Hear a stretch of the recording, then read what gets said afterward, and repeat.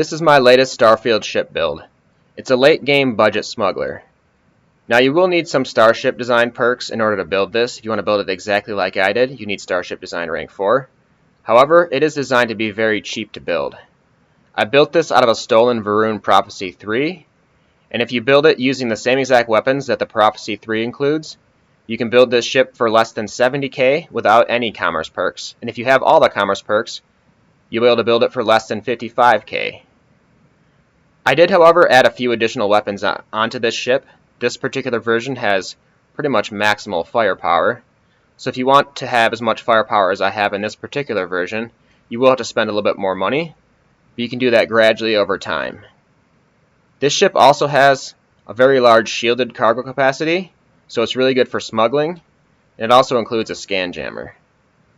The total cargo capacity is almost 7,000 if you have all the perks, and even without any perks, it's about 4,500. This ship also has a jump range of 30 light years, and it carries 600 fuel. This means you won't have to make any additional stops in most cases, which is always good if you're smuggling, because each time you stop is another chance to get scanned. So before we get started on the build, I figured I should take you on a quick tour of the interior. Here we are in the landing bay. Then we enter into this living area, which has a couple of beds, has a galley, and then there's the docker in case you're docked in space. So you always enter into the same area. Behind it, we have another area, which is for living quarters, which has a galley and 4 beds.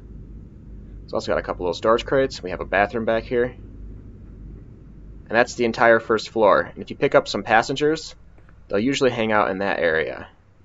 So here we are on the bridge. We have our captain's locker and our cargo hold. Of course, we have a couple jump seats for our crew and our pilot seat. And then behind the bridge, we have control stations.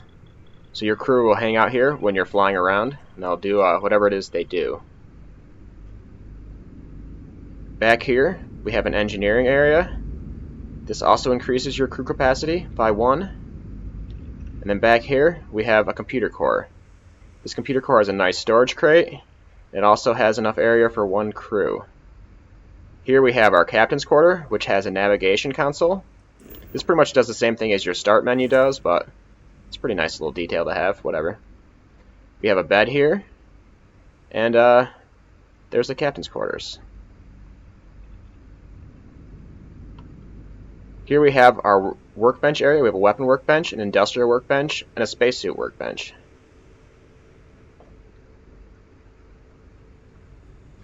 We also have our pharmaceutical lab, and we have a research lab. So all our workbenches are basically in the same area. We have some little hospital beds here. This is the infirmary. And let's check out the upstairs. This is the only ladder you'll ever need to climb, although you won't need to climb it very often because there's really not much up here. This is really just an area for your crew to hang out. So we have another galley here. Couple little storage areas. Maybe you'll put something up there, probably not. And then we have some more beds here. There's 2 bunk beds on each side of this hab, which brings us to a total of 10 beds plus 1 more in the captain's quarters, so you actually have 11 beds on this ship. Then we have a back window. You can see your engines, your shield. So that's the interior.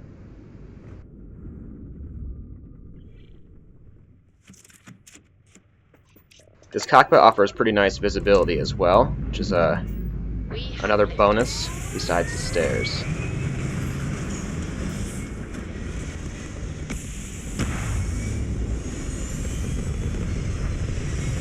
Alright, so let's do the build.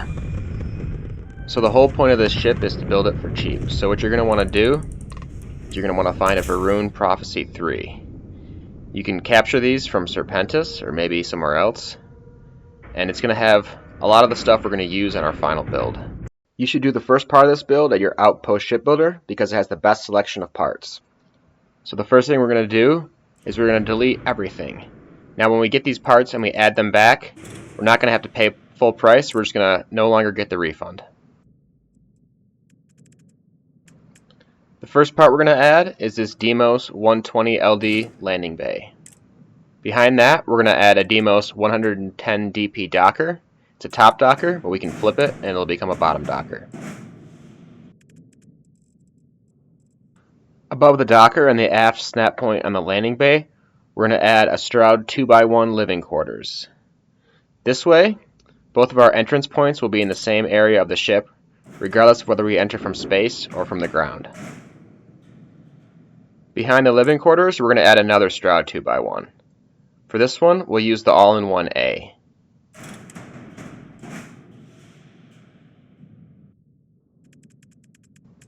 Next, we'll add our landing gear, and for that, we're going to use a Stroud AccuLander 11 landing gear. You want to flip these till you get the center version. You know you have the center version when there's a snap on both sides. We could add this right behind the docker, but we're actually going to move it back one so we can save some space for a cargo hold. Between the docker and the landing gear, we'll add a Galleon S204 cargo hold. Now we're going to add back our original reactor. You'll know you found your original reactor when you see a plus sign in the value column. For this particular build, we're going to be using the same Theta Pinch D9 that the ship originally came with. Behind the reactor, we're going to add this 10ST shielded cargo hold. Flip it so that the beveled edge is facing backwards, and then snap it to the back of the reactor.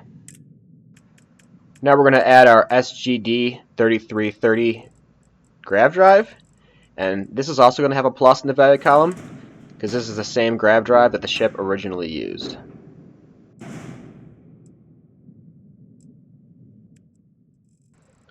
So now let's work on the second deck of the ship.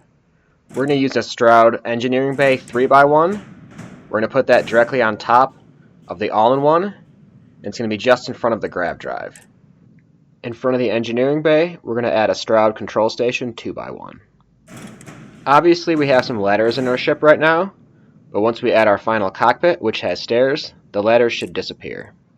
The only ladder that won't disappear is the one that's going to lead to this Stroud all-in-one berth 3x1.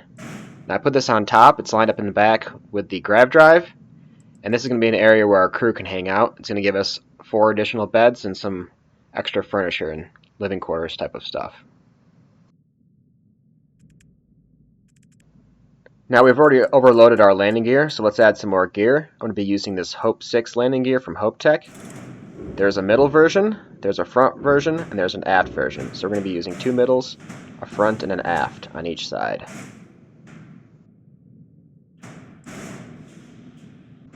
So now let's just copy these over to the other side. Now let's add this Stroud Cap A. We're going to flip it upside down, and there's one upside down version for each side. This is just going to help her look streamlined. You can also cycle this to the next variant. We can do the same thing on the back. The flat side will be against the hull with a snap. Then we're going to add some bevels to the exterior. This will make more sense once we attach our cockpit.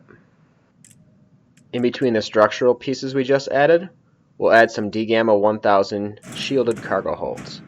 Now, if you want to be able to carry a little bit of additional cargo, you don't care as much about smuggling, you can actually get a similar version of this that looks the same and fits the same, which is a little bit lighter and carries a little bit more cargo. You'll have to go to Neon to get those. However, we will be going there later on in this build, so you could just hold off if you don't think you need that much shielded capacity. Next, let's add a Stroud Cowling 1LB PT.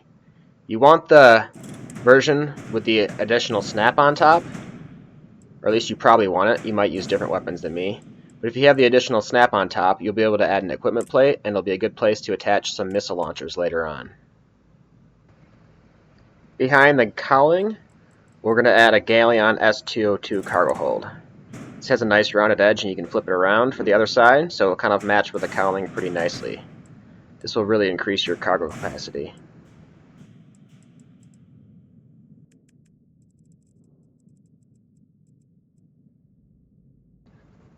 Next, we'll add a Tayo Workshop 2x1 Top B.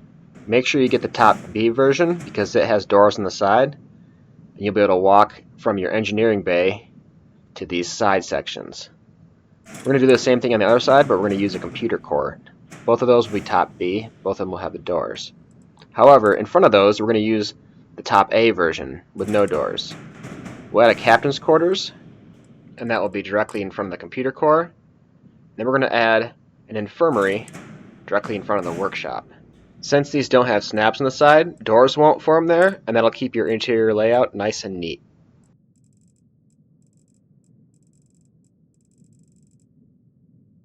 Alright, so now let's add a Stroud nose cap B. We're going to add that right in front of the all-in-one on top, and that's just going to kind of keep our streamlined look.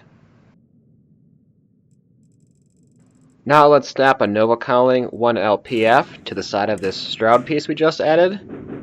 We'll do the same thing on the other side with a flip version, which is the 1LSF. So there is a center and an aft version of that Nova Cowling, but this M30 Ulysses helium tank is pretty similar to the center version, so it's going to blend in very nicely, and we can fit 6 of them here on the side of our Stroud all-in-one.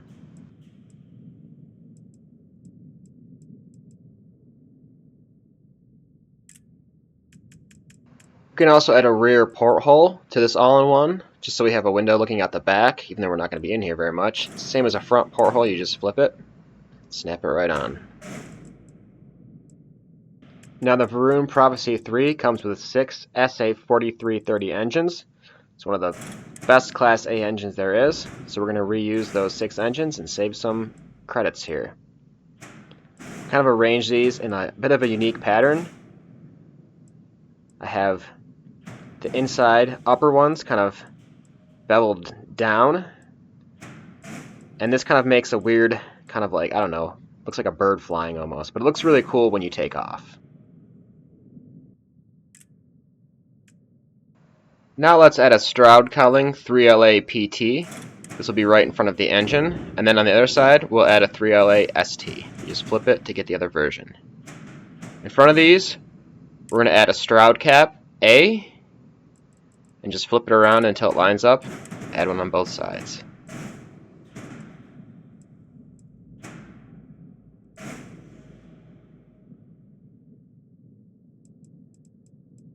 One advantage of this Stroud 3LA structural piece is it has a nice little snap point on the side, so we can add a horizon weapon mount. This will give us 2 weapon mounting points, and we'll flip it and add one onto the other side as well. Now if we want to mount a weapon on these front cowlings, we're going to need an equipment plate. The equipment plate will snap to a typical snap point like you'd find on a HAB or a lot of structural pieces, and it'll allow you to mount a weapon. And while we're here, let's add one more equipment plate in the center. The Varun Prophecy 3 comes with 2 Obliterator 250 MeV auto alpha beams. It's a really nice auto particle weapon, so we're going to add those back to our ship. Another cool thing about this weapon that makes it different than most auto particle beams is it fires a single shot per trigger pull. This actually makes it a little bit better for boarding ships than the ones that fire in bursts of 3, because you're less likely to accidentally destroy your target. So now I'm going to install one more equipment plate on the top of the ship here. We could use this for our third particle beam. Since our particle beam only requires 4 power, we could actually have 3 of them. However, this vendor doesn't actually sell this weapon, but there is a trick that you can use. If you want to duplicate a weapon, you can just duplicate the equipment mount that the weapon is attached to, and you can separate the weapon from the equipment mount, and you can delete the equipment mount. Then you'll have an extra weapon. This only works if you can actually get the weapon though. It doesn't work if you're not high enough level. But I'm not going to cheat. I'll just buy this in Neon later. Now as far as missile launchers go, the CE-59 missile launcher is one of the best. It actually stores 4 shots. It does quite a bit of damage. There are missile launchers that do more, but they're only going to store 2 shots. So this ship comes with one of them already. But it's such a good weapon, I figured I'd add one more. Buying an additional missile launcher is kind of pricey though, costing $20,160 if you have all the perks, and costing $25,200 if you don't have any perks. So if you're really on a budget, you can make do with just one missile launcher. The ship also comes with a Marauder 115N rapid railgun, so let's add that back as well. It's not an amazing weapon, because there's really not any ballistics that are exceptional, but it's pretty decent.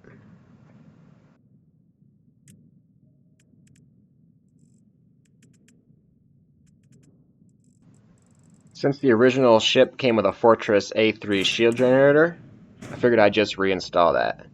It's not the best shield generator, but it's not bad if you're on a budget. Actually, it's kind of a ripoff if you had to buy it outright, but since we already own it, it's a sensible choice.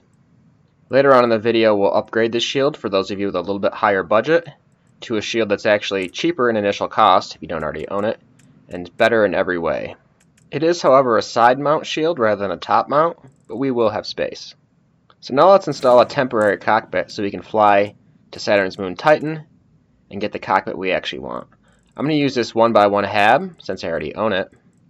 I'm going to snap the cockpit on top of it. Now I'm just going to snap this little combination of parts where the future cockpit will go. Now with this layout, we're still going to have some ladders inside of our ship, but this is just temporary. You know, maybe you really like this look, you could try to add some decorative pieces on and go with it. But I'm really a fan of the Nova Galactic bridge because it has stairs, so you don't need ladders. Now we still have one error, and that's because we haven't assigned our weapons yet. So let's just hit the flight check button and then assign our weapons. Since I'm rank 4 in commerce, I spent 66,104 credits so far. If you don't have any commerce skills, it's going to be just under 83,000 to do all this. But we still need our cockpit, so let's save and let's go get that. We have liftoff. The front looks pretty funny, but that's temporary. It looks pretty sweet from behind. We got those interesting engines. Now let's go to Titan. This is in the Sol system. It's a moon of Saturn. You're going to look for a new homestead. Just land there and then find the ship tech. First things first, let's delete our old cockpit and the temporary 1x1. Then let's add our new cockpit. We're going to use the Cabo C4. Installing this bridge cost us just over 9,000 credits, and if you don't have the perks, it'll be about 11 or 12. New homesteads sell some other interesting stuff as well, though. We can get more of these C-59 missile launchers if you want. If you got a little extra money, you can put up to 4 of these on. They also sell the Marauder 115N Rapid Railgun, though I'd be more inclined to replace this with another weapon system entirely, rather than just add more. It's just not that great of a weapon, although it's not bad. I think a better use of your hard-earned credits would be to upgrade your shield.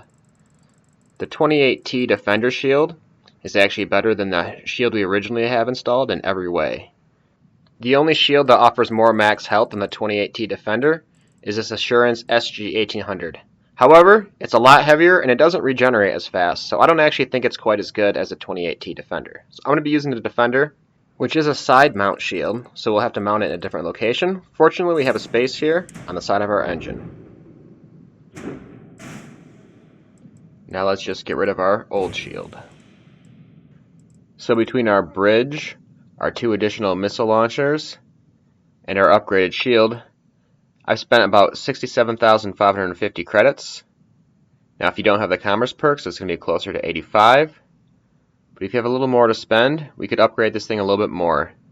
The next thing to do would probably replace the ballistic weapon with something a little bit better. We could add another auto particle beam.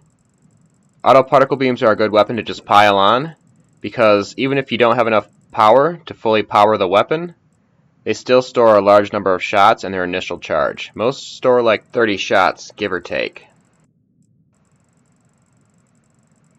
So one particularly useful one is this Vanguard Obliterator Auto Projector. This only takes 2 power, so you can install 6 of them. But we have enough space to install 6 if we really want to. We're going to have to remove our ballistic weapon, because you can't have 4 different types of weapons. But we have quite a few weapon mounting points on this ship. And you'll see there's actually still a free mounting point on the top. That'll be for the 3rd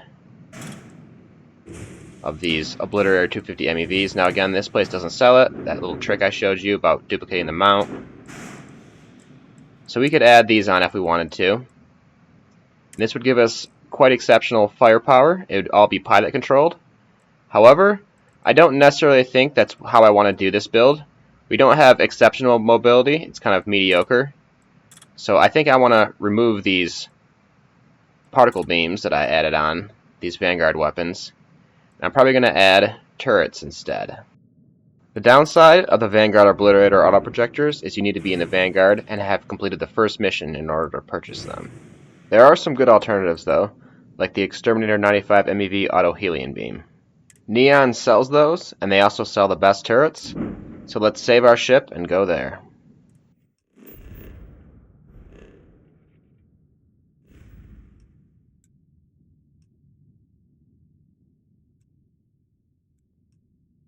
Neon is on Volley Alpha, and you can just land at Neon. You don't need to land at Neon Core, or you'll end up in the city.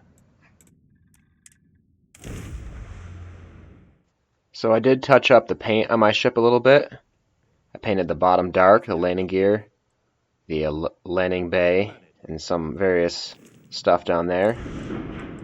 But I didn't figure I needed to show you that, because that's, paint however you want. So now let's add another one of these weapons. The 250 MEV doesn't quite fit on the Stroud Nose Cap B. You can glitch it into place, but we already installed this weapon mount on top. It looks pretty nice up there. If we want even more firepower, we can remove the railgun and then add some turrets.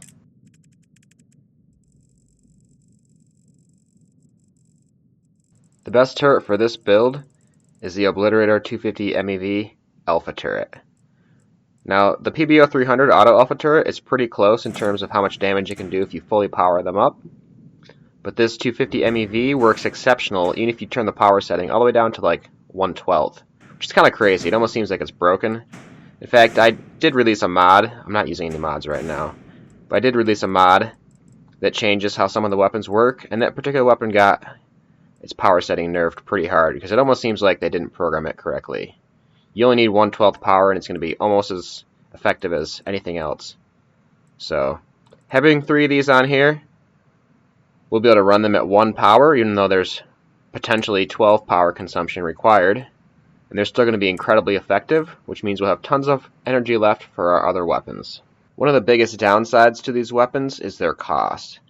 You can see this is costing me 102,541 credits, and I've actually sold a railgun, so they're even a little bit more expensive than that. Now this is supposed to be a budget build, but if you've really got some credits to burn, you can upgrade the reactor to the Pinch 8Z reactor. The Pinch 8Z reactor produces 40 power, which is the most power of any reactor. It's 3 more than the reactor our ship came with, but it also offers a little bit more hull strength, so you're going to have a little bit more durability and a little bit more power. However, this is a very expensive upgrade. I'm keeping this ship on a budget, so I'm not going to do it.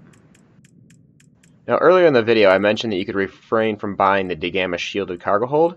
It's because they have these non-shielded versions available and you can buy them at Neon.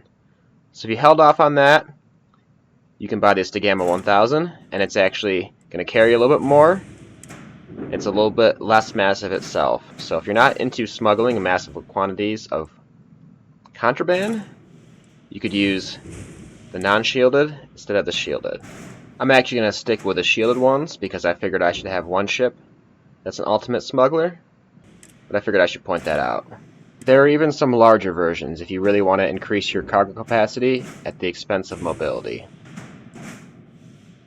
As for me, I'll just be buying the turrets. Now there is one more part I wanted to buy to make this the ultimate smuggler ship, but for that we're going to have to go to the Red Mile in the Parima system. You should be able to find it by scanning Parima 3. We're looking for the ship services technician, and he's sort of located in the right building, kind of along the right side. Need something for your ship? What? That's what I'm here for. Now there's one particular part we're looking for here. It's in the equipment section and it's called a scan jammer. I used the multi-frequency scan jammer. It's the most powerful, but there are a couple lighter versions as well. We're also going to need to add a mounting point so we can attach it. This attaches where a weapon would attach. I just figured I'd make it look nice and mount it next to the shield here. Although you can actually mount it anywhere where you could mount a weapon.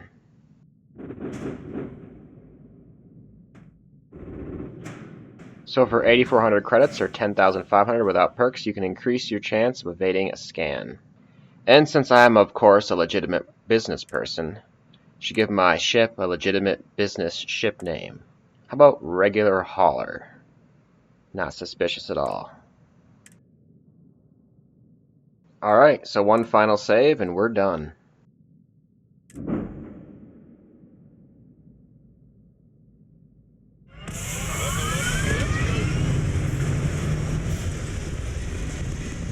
And that's the end of the video. If you enjoyed it, consider giving it a like or maybe subscribing to my channel. Thanks for watching.